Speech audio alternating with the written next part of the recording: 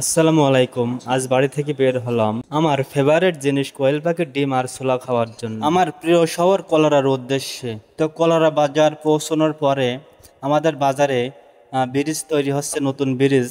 পুরনো ব্রিজটা ভেঙে নতুন ব্রিজ তৈরি হচ্ছে। তো কাজ চলমান আছে, আশা করা যায় খুব দ্রুত ব্রিজের কাজ সম্পন্ন হবে। আমাদের কলোরা বাজারটি এমনিতে অনেক সুন্দর, তারপরও আরও আকর্ষণ এই যে বেত্রবতী খালটি।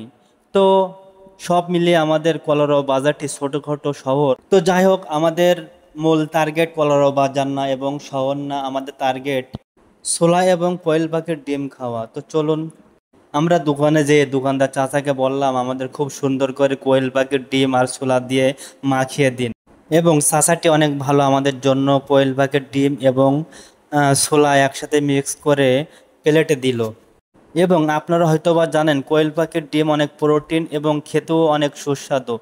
তো আমরা দুইজন কোয়েল পাখির ডিম এবং ছোলা প্রায় খেতে আসি এখানে। তো অনেক ভালো লাগে। তো আপনারা যদি কখনো কলোরা বাজারে আসেন তাহলে নতুন ইসলামী ব্যাংকের পাশে এই মুরব্বির হাতের কোয়েল পাখির ডিম আর ছোলা খেয়ে যাবেন অবশ্যই।